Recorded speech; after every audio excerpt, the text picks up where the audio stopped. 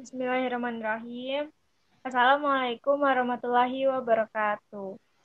Kami dari kelompok 3 ingin membahas dan mencoba menjelaskan analisis penilaian pembelajaran. Perkenalkan, nama saya Deti Agustina dan teman Saya Nasyahul Rahma. Saya Diandra Azahra Razak. Saya Nurul Aznia Tasya. Kami akan membahas yang pertama itu ada definisi penilaian, yang kedua kriteria penilaian, ketiga tipe-tipe penilaian, keempat teknik atau cara penilaian, dan kelima itu contoh laporan penilaian. Yang pertama saya akan membahas tentang definisi penilaian pembelajaran menurut para ahli. Yang pertama ada James McLaughlin dan Rena Bellows. Menurutnya definisi penilaian pembelajaran yaitu proses sistematika dalam mengumpulkan data seorang anak yang berfungsi untuk melihat kemampuan dan kesulitan yang dihadapi seorang saat itu sebagai bahan untuk menentukan apa yang sesungguhnya dibutuhkan. Berdasarkan informasi tersebut, guru akan dapat menyusun program pembelajaran yang bersifat realitas sesuai dengan kenyataan objektif. Kemudian menurut Lewis, yaitu penilaian pembelajaran yaitu proses pengumpulan informasi untuk mendapatkan profil psikologis anak yang meliputi gejala dan intensitasnya, kendala-kendala yang dialami, kelebihan dan kelemahannya, serta peran penting yang dibutuhkan anak. Kemudian kriteria penilaian pembelajaran ada 6, yaitu validitas, reliabilitas, kompetensi, mendidik, objektif, dan komprehensif. Validitas yang dimaksud di sini adalah hasil penilaian dapat ditafsirkan sebagai apa yang dinilai, jelas apa aja yang mau dinilai. Kemudian reliabilitas yaitu penilaian dapat menggambarkan kemampuan sesungguhnya dari siswa tersebut. Kemudian ada kompetensi. Kompetensi yang dimaksud di sini yaitu sesuai dengan tujuan pembelajaran. Kemudian ada mendidik. Mendidik yang dimaksud di sini untuk meningkatkan kualitas belajar dan memperbaiki proses ajar dan pembelajaran. Kemudian ada objektif. Objektif yang dimaksud di sini yaitu penilaian tidak dipengaruhi oleh apapun, harus objektif. Kemudian ada komprehensif. Komprehensif yaitu informasi yang diperoleh atau informasi penilaian cukup untuk membuat keputusan-keputusan. Lalu selanjutnya ada tipe-tipe penilaian. Nah, tipe-tipe penilaian di sini yang pertama ada penilaian formatif, penilaian sumatif, yang ketiga ada penilaian diagnostik, yang keempat ada penilaian penempatan.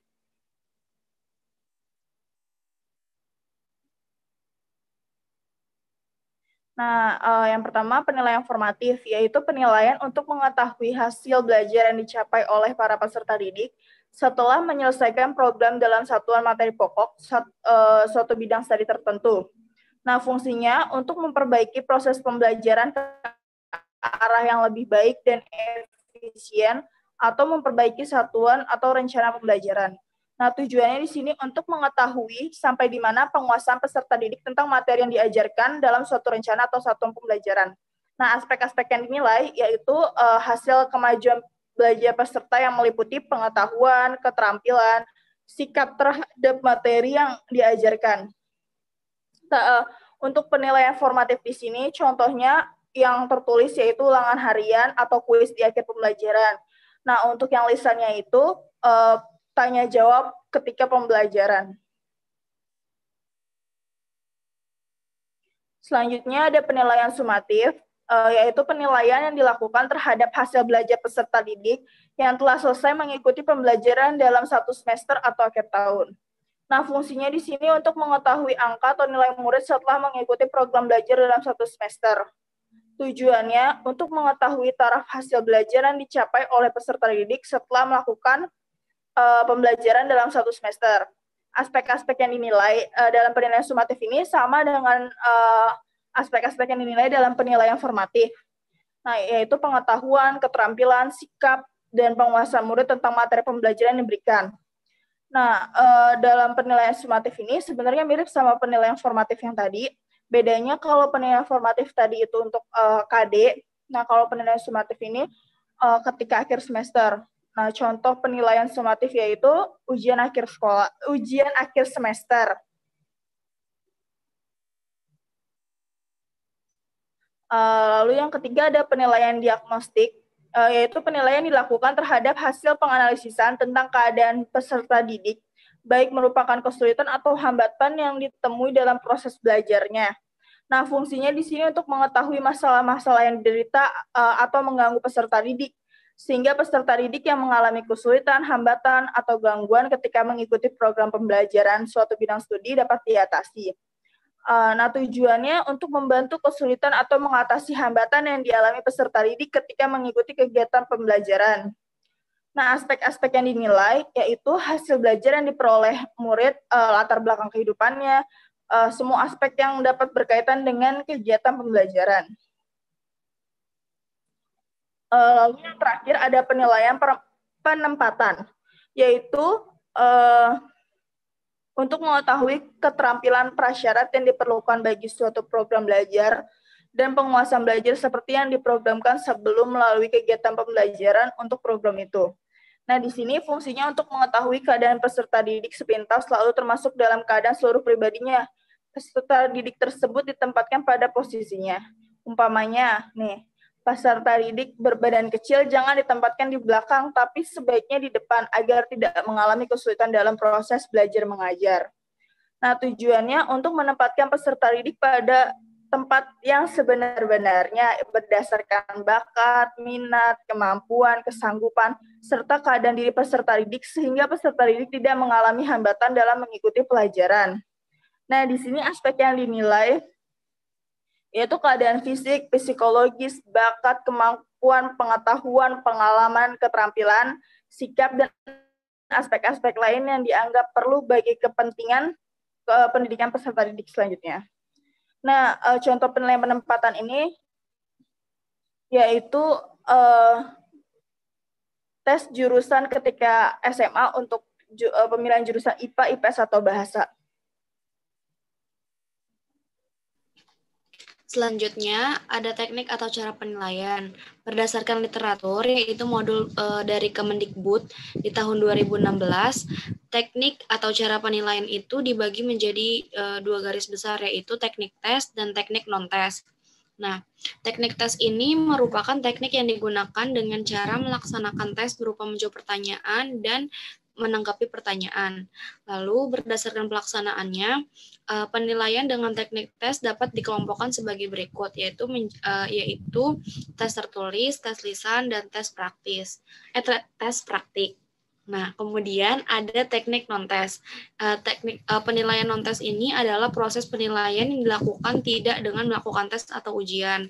Nah, penilaian hasil pembelajaran dengan teknik non-tes ini antara lain pengamatan partisipatif, terus juga ada wawancara informal, ada catatan anekdot, penugasan, dan portofolio.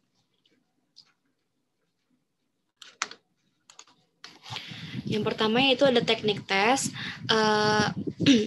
Yang pertama juga ada teknik tertulis dari bentuk tes tertulis biasanya untuk mengukur kompetensi kognitif peserta didik yang disajikan dalam bentuk tes objektif seperti benar salah, menjodohkan, dan pilihan ganda. Namun selain ada bentuk objektif, tes tertulis ini juga bisa juga disajikan dalam bentuk subjektif, yang mana tes bentuk ini terdiri dari esai berstruktur dan esai bebas. Selanjutnya ada tes lisan. Bentuk tes lisan ini dapat digunakan untuk mengukur kompetensi kognitif dan afektif serta dapat digunakan untuk mengukur kompetensi psikomotorik dari peserta didik.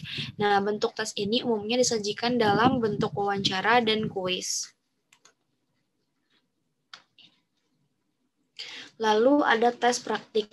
Tes praktik ini merupakan teknik penilaian yang menuntut peserta didik untuk mendemonstrasikan kemahirannya atau menampilkan hasil belajarnya dalam bentuk unjuk kerja. Nah, bentuk tes ini umumnya digunakan untuk mengukur kompetensi afektif dan psikomotorik yang meminta kepada peserta didik untuk mengaplikasikan pengetahuan dan keterampilannya ke dalam berbagai macam konteks yang sesuai dengan kriteria yang ditetapkan.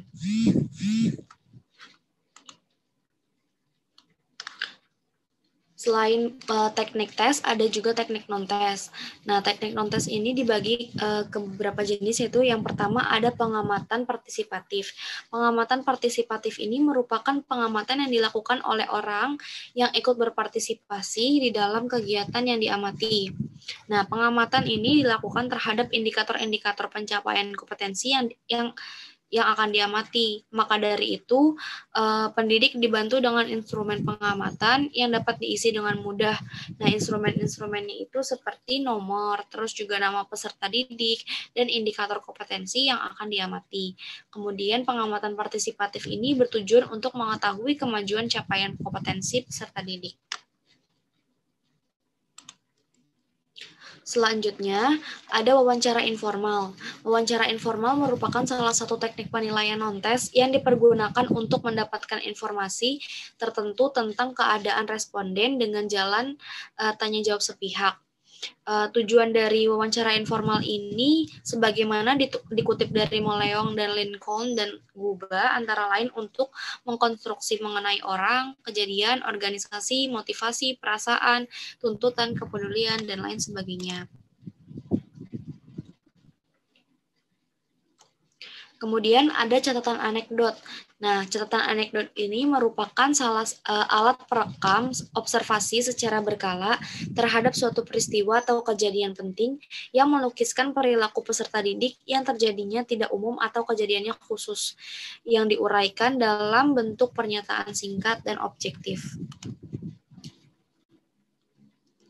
Selanjutnya, dari teknik non-tes itu ada penugasan. Nah, penugasan ini merupakan suatu teknik penilaian yang menuntut peserta didik melakukan kegiatan tertentu di luar kegiatan pembelajaran di kelas. Nah, biasanya kalau misalkan di sekolah, guru ini suka memberi penugasan dalam bentuk individu atau kelompok, dan penugasan ini bisa berupa tugas secara tertulis atau proyek. Nah, hasil pelaksanaan tugas ini bisa berupa hasil karya seperti karya puisi, terus juga karya cerita pendek, laporan pengamatan, laporan praktikum, dan lain sebagainya. Selanjutnya, yang terakhir dari teknik non-tes itu ada portofolio. Portofolio ini merupakan kumpulan karya peserta didik yang tersusun secara sistematis dan terorganisir yang diambil selama proses pembelajaran. Nah, portofolio ini juga digunakan oleh pendidik dan peserta didik untuk memantau perkembangan pengetahuan, keterampilan, dan sikap siswa dalam mata pelajaran tertentu.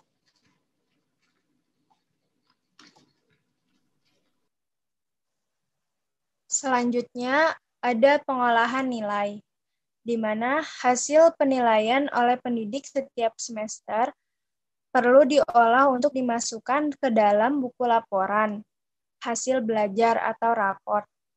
Dalam pengolahan nilai ini, yang pertama ada penilaian pengetahuan, di mana penilaian pengetahuan ini dilakukan secara langsung oleh guru mata pelajaran atau pendidik. Nah, penilaian pengetahuan terdiri atas nilai proses atau nilai harian, nilai ulangan tengah semester, dan nilai ulangan akhir semester. Di mana perhitungan nilai pengetahuan itu diperoleh dari rata-rata nilai harian ditambah dengan nilai UTS dan UAS. Selanjutnya yang kedua itu ada penilaian keterampilan. Penilaian keterampilan ini terdiri atas nilai praktik, nilai proyek, dan nilai portofolio. Penilaian keterampilan ini juga sama dilakukan secara langsung oleh guru mata pelajaran. Di mana penilaian keterampilan ini dilakukan pada setiap akhir menyelesaikan satu KD atau satu kompetensi dasar. Selanjutnya itu ada penilaian sikap. Sebelumnya penilaian keterampilan itu memiliki skala 1-4, di mana skala 1-4 ini bernilai predikat A sampai D. Selanjutnya itu ada penilaian sikap. Penilaian sikap dan spiritual dan sosial ini diperoleh dari hasil penilaian observasi atau penilaian proses, penilaian diri sendiri, penilaian antar teman, dan jurnal catatan guru. Penilaian sikap ini didapatkan secara langsung oleh pengamatan guru di dalam kelas. Penilaian sikap ini dapat ditulis dengan predikat angka atau sangat baik, baik, cukup, dan kurang. Nah, ini ada contoh penilaian mata pelajaran matematika sekolah SMK Negeri Swasta Indonesia, di mana terdapat nama peserta didik, nilai pengetahuan, nilai keterampilan, nilai sikap, di mana predikat ini terdiri dari A sampai D, dan nilai akhirnya itu rata-rata nilai harian ditambah sama nilai UTS dan UAS sehingga mendapatkan predikat tersebut. Selanjutnya, contoh penilaian dalam lembar penilaian sikap yang telah saya sebutkan tadi. Lembar penilaian sikap ini dapat dijelaskan oleh angka. Seperti 4 itu sangat baik, 3 itu baik, 2 cukup, dan 1 kurang. Di mana pada lembar penilaian sikap ini untuk melihatkan apakah siswa itu disiplin, tanggung jawab, kerjasama, teliti, kreatif, peduli lingkungan. Dapat kita tambahkan juga seperti aktif dan kritis. Selanjutnya, ini adalah contoh penilaian pada lembar pengamatan penilaian keterampilan mata pelajaran kimia. Nah, indikator terampil ini menerapkan konsep, prinsip, dan strategi pemecahan masalah yang relevan yang berkaitan dengan persamaan linear. Yang pertama ini kurang terampil, di mana kurang terampil ini akan diberikan nilai 1, terampil akan diberikan nilai 2, dan sangat terampil diberikan nilai 3, sesuai dengan keterangan. Nah, ini adalah kolom-kolom dari hasil pengamatan guru di dalam kelas, di mana setiap siswa itu diamati pada kegiatan-kegiatan yang telah ada. Misalkan ini menuliskan hasil pengamatan model atom Dalton, di mana siswa pertama mendapatkan nilai 2 itu adalah terampil gitu. Dan seterusnya. Terima kasih. Mohon maaf jika ada kekurangan. Kurang lebihnya mohon maaf. Terima kasih.